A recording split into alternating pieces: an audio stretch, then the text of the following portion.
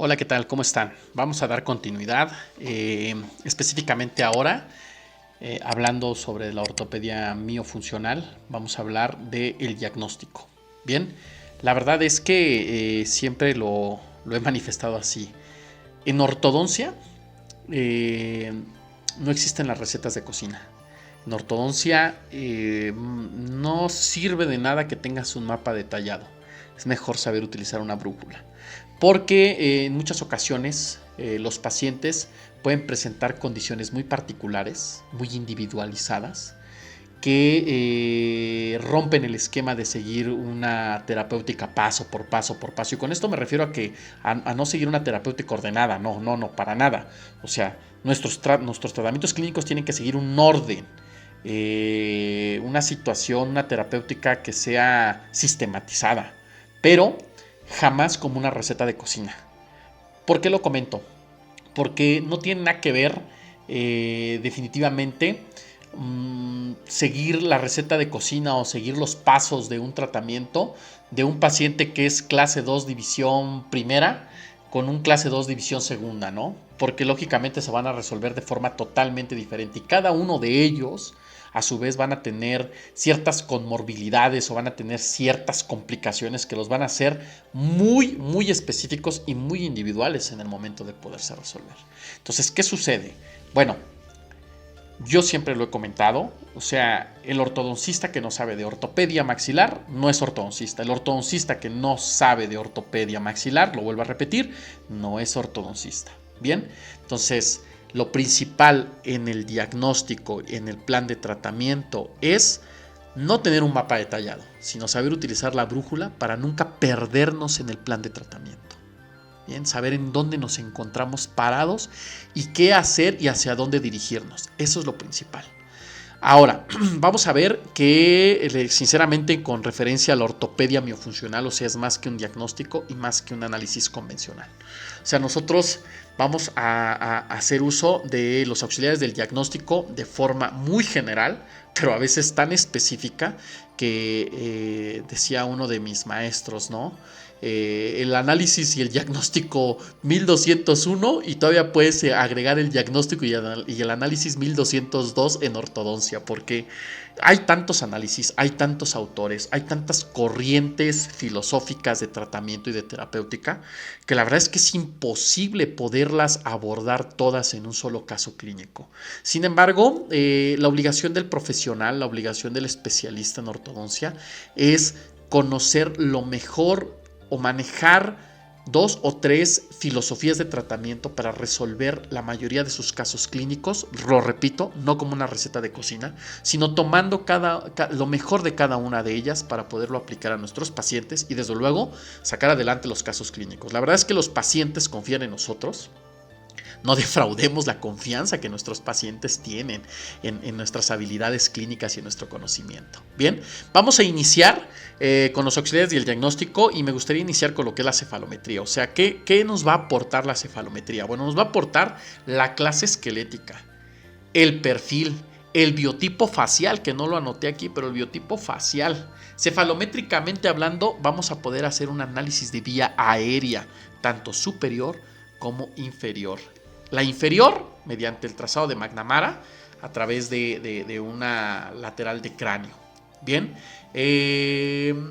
las superiores las podemos hacer en algunas ocasiones de forma muy escueta, de forma muy poco, no tan objetiva, no tan específica en una radiografía panorámica o en una póstero anterior. La verdad es que yo creo que aquí ya los valores volumétricos que nos puede dar un CBCT, yo creo que es lo que nos va a definir como especialidad en cuanto a la vía aérea, ¿eh? O sea, ya no es que esté en desuso la cefalometría, sino que, pues bueno, la digitalización y los avances tecnológicos que hemos tenido en la última década, pues bueno, nos brindan auxiliares del diagnóstico más certeros, ¿no? Sin embargo, o sea, la cefalometría sigue estando vigente y la cefalometría sigue siendo un auxiliar del diagnóstico indispensable e insustituible para el diagnóstico ortodóntico y ortopédico. Bien.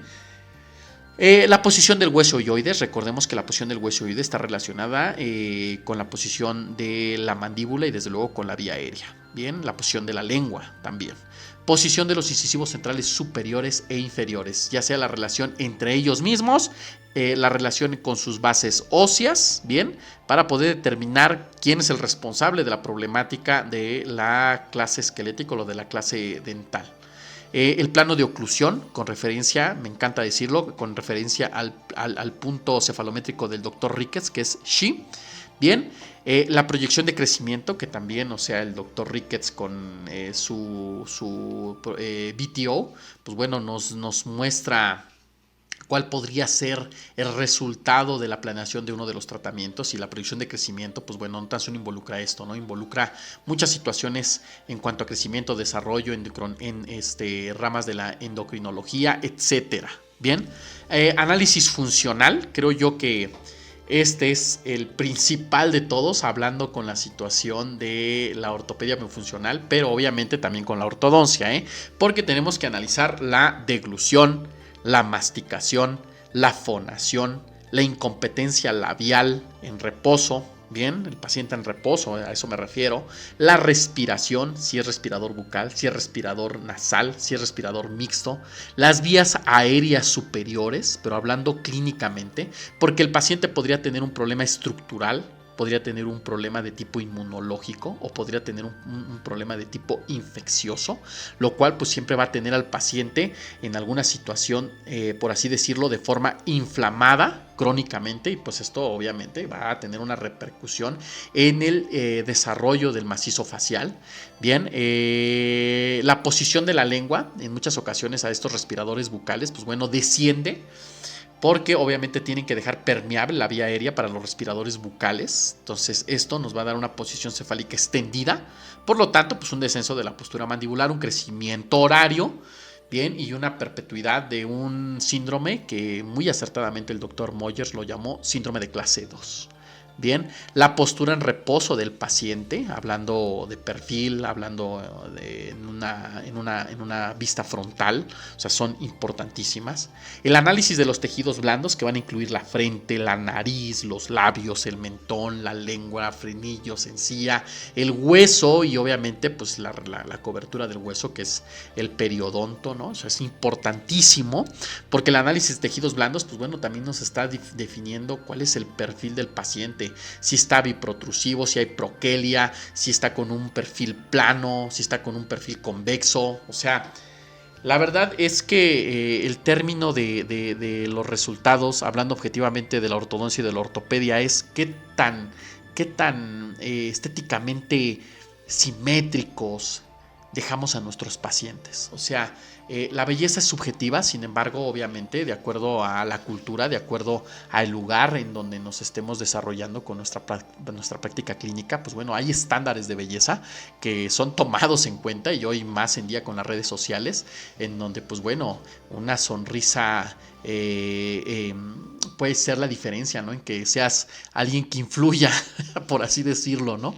En las redes sociales, o alguien que, pues bueno, sea tachado de qué feos dientes tiene, qué perfil tan feo tiene, ¿no? La verdad es que yo creo que los pacientes hoy en día es lo que más buscan, la estética facial. Y la verdad, yo creo que es una parte que a nosotros como ortodoncistas nos cayó como anillo al dedo, porque hablamos de la estética, y la estética, pues bueno, siempre va a ser muy bien remunerada. Entonces, no se trata de que aquí seamos personas que solamente estemos pensando en el dinero, y dinero es dinero. No se trata de eso, pero sí se trata de ver que obviamente nuestros pacientes acuden a nosotros porque requieren una solución a cierta problemática que seguramente están presentando, y eso pues a nosotros de cierta forma, si se toca no tan solo ya la función y la salud del paciente, sino también ya abordamos una situación estética, pues no nos podemos hacer a un lado, o sea, no podemos voltear a otro lado, o sea, eso va a ser mejor remunerado, y eso obviamente es algo que a nosotros como ortodoncistas pues nos beneficia muchísimo, ¿no?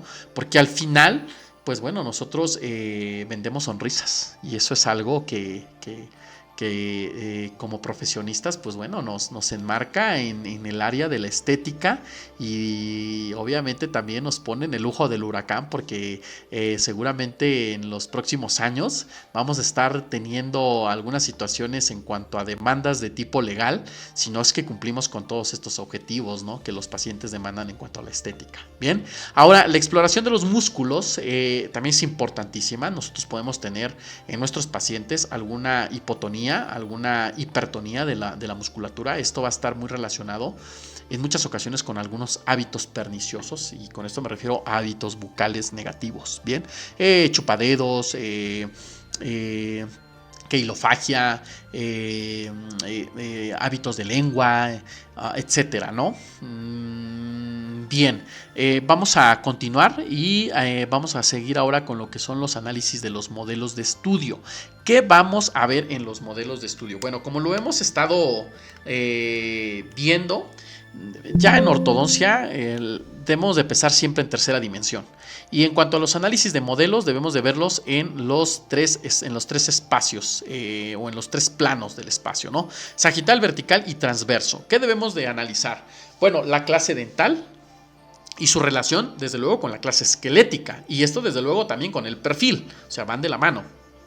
El apiñamiento dentario, el overjet, el overbite, los análisis de Mojers o todos los análisis que nos puedan dar una predicción de los espacios que podemos obtener de una dentición temporal, mixta y permanente, el plano terminal, muy específico en la dentición temporal, la anchura de la arcada, que nos las puede dar el análisis de Pond, el análisis de Schwartz, el hueso alveolar y sus relaciones con los órganos dentarios, porque en algunas ocasiones podemos tener una deficiencia de espacios en el hueso alveolar y pues un exceso de dimensiones con los tejidos duros de los dientes, o sea, una micrognasia mandibular y literalmente unos dientes que tengan excesos de dimensiones, ¿no? Bolton, etcétera, ¿no? Análisis de espacios, esto es muy importante porque tenemos que ver los espacios primates, los espacios fisiológicos, bien, y esto pues obedece a la clasificación de Baumer, bien. Por ahí estamos preparando un tema bastante, una actualización de los arcos de Baumer, que lo estamos llevando por ahí con una doctora, que seguramente va a ser su tema de investigación para poder obtener el grado de cirujano dentista. Le vamos a enviar un fuerte saludo a la doctora Allison, que realmente ha hecho un trabajo extraordinario y esperemos que pueda terminar este trabajo lo antes posible para poder hacer por ahí esta actualización de los arcos de Baumer, tipo 1, tipo 2, ¿no? La verdad es que es increíble ver cómo ha cambiado en algunas situaciones los espacios en las denticiones temporales. Bien, tenemos de analizar, siguiendo con este tema, los espacios también de deriva, el espacio de Nance o Lee Waits, como lo conozcan, la altura del paladar o de la bóveda palatina, súper importante también analizarla porque en algunas ocasiones podemos tener deficiencias transversas o algunos paladares o dobles paladares o paladares muy profundos, y esto pues desde luego obviamente si va relacionado con el biotipo facial del paciente pues no hay ningún problema, ¿no? Pero si esto nos va a llevar a una deficiencia en el plano transverso, pues en algunas ocasiones son muy propias de los pacientes que han sido chupadedo, ¿no? Entonces hay que tener por ahí esta situación muy presente. Bien, la longitud de la arcada, normalmente siempre nos preocupamos mucho por la anchura de la arcada, pero en algunas ocasiones olvidamos por completo la longitud de la arcada, y esto es un tema muy importante que lo aborda de forma espectacular la filosofía de Mew del doctor Sadao Sato. Bien, la pérdida de los órganos dentarios prematuramente, esto obviamente también es un problema de espacios, yo se los he comentado de muchas formas. ¿Cuáles son los problemas del ortodoncista? Bueno, es la contención, la retención y los espacios. Bien, ya sé que te sobren o que te falten, pero ¿qué pasa con la pérdida de los órganos dentarios prematuramente? Podemos perder espacios o podemos tener un hipodesarrollo, porque finalmente pues obedecemos lógicamente al concepto que hemos venido manejando, que es el funcionalismo. ¿Cuál es la función de los órganos dentarios? Pues bueno, dentro de ellos podría ser la estética, pero creo yo más específicamente la masticación. Entonces, si no estamos teniendo masticación por parte de estos órganos dentarios porque se encuentran ausentes, pues puede haber un hipodesarrollo en algunas zonas del macizo facial. Entonces, importantísimo esto, ¿no? Recordemos, o sea, finalmente podemos perder espacios para que nuestros órganos dentarios permanentes puedan erupcionar de forma correcta, tengan una buena guía de erupción, pero recordemos también que nuestros pacientes geriátricos, y escúchenlo bien, nuestros pacientes geriátricos, al momento de perder gran cantidad de órganos dentarios, pues bueno, tienen hundimientos faciales, tienen ciertas asimetrías faciales, porque lógicamente, pues bueno, los tejidos blandos ya no tienen este soporte que da tanto el hueso dentoalveolar como los órganos dentarios. Entonces, en nuestros pacientes pediátricos, pues lógicamente, ¿no? No se va a ver tan reflejado de esta forma, pero lógicamente que va a tener una consecuencia que seguramente más adelante nos va a dar un dolor de cabeza o simplemente el caso clínico se va a complicar más. Bien, existen otros análisis, otros diagnósticos y bueno, aquí obviamente como ya se los había comentado, en ventajas y desventajas, la capacidad de la motivación del clínico hacia los papás, del clínico hacia el paciente. Los objetivos terapéuticos van a ser a largo plazo, entonces debemos de dar expectativas que sean razonables a nuestros pacientes. Debemos de explicarles que el tratamiento de ortopedia, ya sea ortopedia mecánica o en este caso que estamos abordando la ortopedia miofuncional, pues bueno, no es el término ni la conclusión del tratamiento, sino seguramente una vez terminada la primera fase ortopédica, vamos a recurrir a una segunda fase que va a ser de contención y retención y posteriormente seguramente a una mecanoterapia con ortodoncia o con aparatología fija. Bien, la evaluación de los resultados con los auxiliares del diagnóstico es muy importante para ver si realmente fuimos eficientes o eficaces, mejor dicho, con nuestra terapéutica aplicada con los aparatos miofuncionales. Establecer denominadores muy específicos para también tipificar a nuestro paciente y tener o establecer criterios terapéuticos que sean comunes, y con esto no me vayan a malentender que ustedes vayan a decir, o sea, es una receta de cocina. No, me refiero a poder determinar que en algunas ocasiones ni de broma se puede utilizar ciertos aparatos con biotipos faciales dólicos o con superclases 2 o algunas situaciones donde son muy marcadas y que realmente, pues bueno, a veces no es suficiente la aplicación de la ortopedia, ¿no? O sea, a veces tiene que llegar a una fase quirúrgica, ¿no? A eso me refiero. La exploración clínica es fundamental, así como lo dijo alguna vez el doctor Ricketts. Bien, los traumatismos, los cuales pueden estar relacionados desde a nivel dentario como a nivel facial o traumatismos